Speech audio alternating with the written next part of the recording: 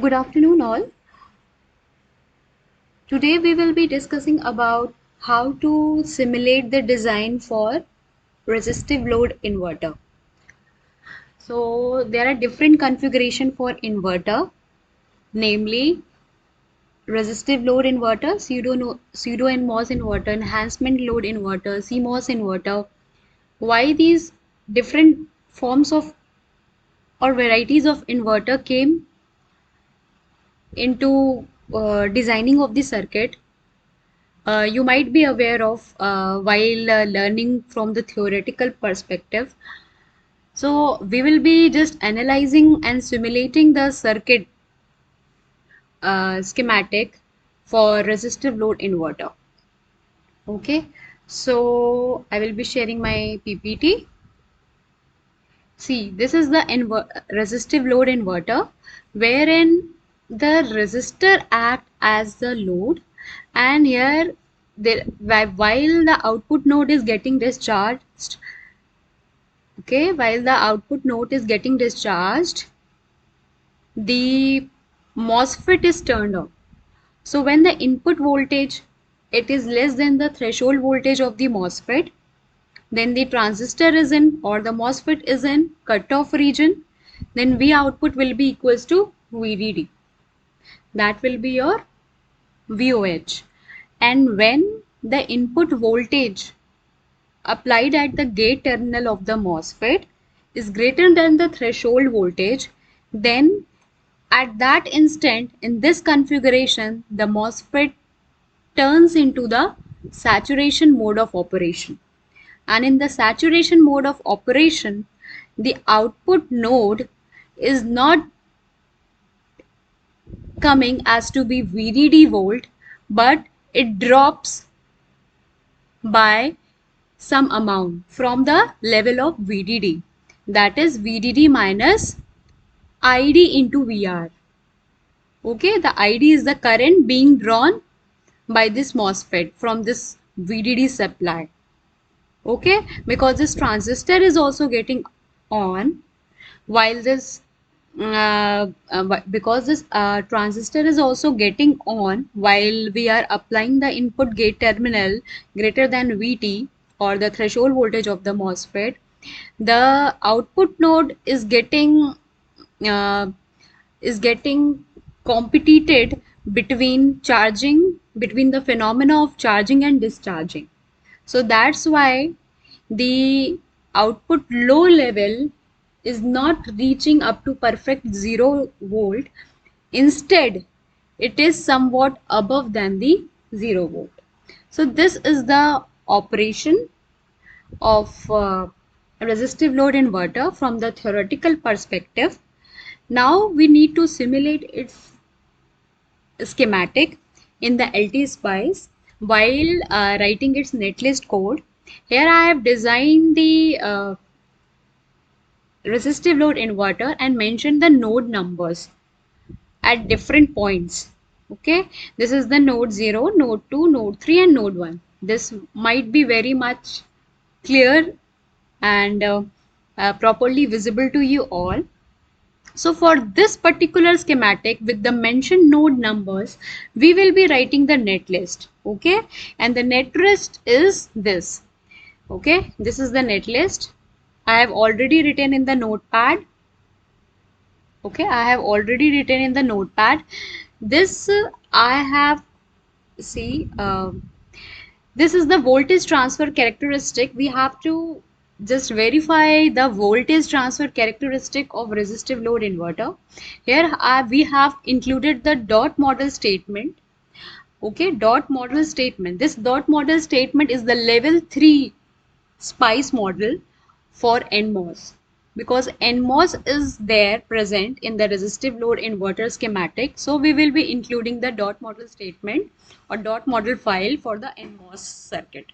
Okay, and this is the netlist code for for the different components, and between what node numbers their terminals are connected to, and what are the values, specific parameters for them respectively, we have mentioned in the netlist. Like M1 transistor, this is the drain node is connected with the node 2, gate node is connected with the node 1, and ground and body are shorted with the ground, and the length and width is mentioned.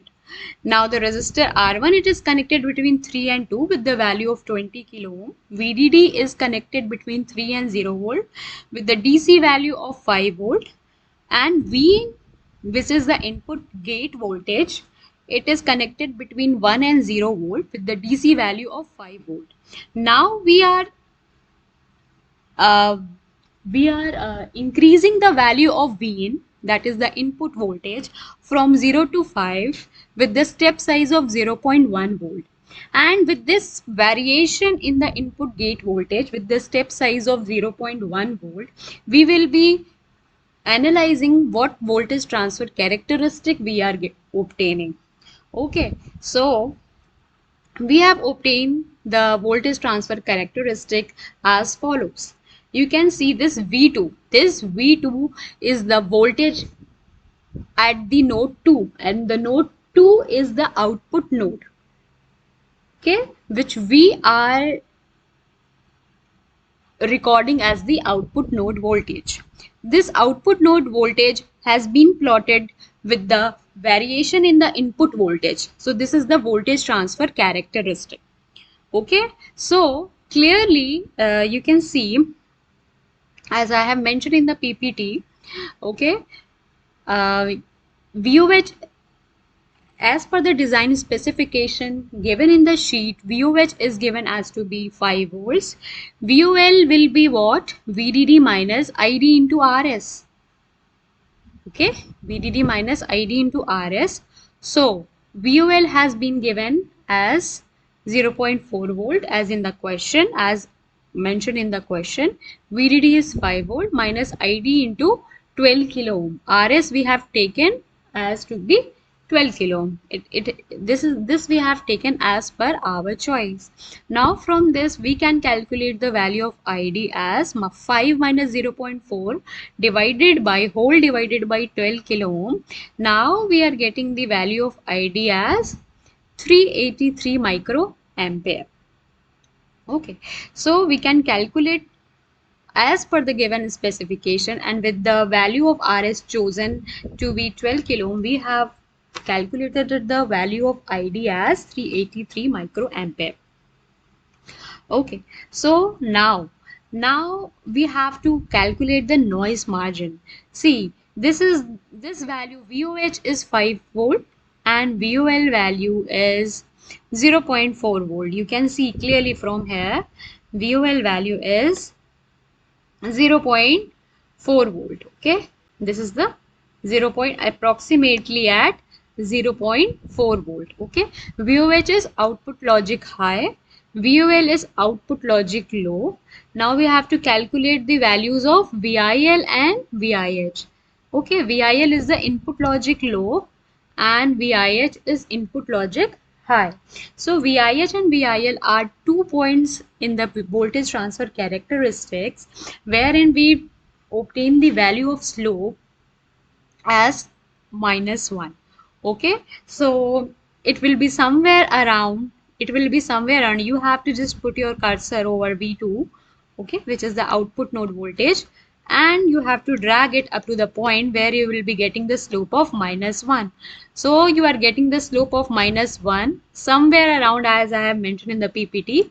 Okay, you have to drag two cursors in the close proximity to each other, such as you are obtaining dV by dV output or dV2 by dV in as to be -1 volt, and that particular point will give you the value of what? VIL. Here you will be getting the value for VIL, and here when the output logic is traversing from V output H to V output H to V output L, that particular triggering point, when the output is traversing from VOH to VOL, Whenever you are getting the slope as -1, that value will be giving you a value for VIH. Okay, and now you can hence you can calculate the value of noise margin. Okay, VOH, VOL, VIL and VIH from the graph as we have drawn, we have obtained all these values, and you can clearly calculate the value for noise margin low and noise margin high from this formula. Now you have to calculate the power consumption. Power consumption in the circuit will be VDD into ID. VDD we have taken as to be 5 volts and ID is 0 volt, because ID is what? 0 plus 383 microampere. Why 0? Because initially when the MOSFET is turned off, when the MOSFET was in the cutoff region, no current was flowing through the device, so the ID was, no current was flowing through the MOSFET, so no current was withdrawn from the power supply VDD. Zero current was flowing through the device and no potential drop was encountered across the resistance, across the load resistance. So 0, and when the current was flowing, when the transistor has been triggered into the saturation region of operation, the current drawn we have initially taken out from the design consideration as 383 microampere. Now the power consumption will be from this calculation 957.5 microamps. Thank you.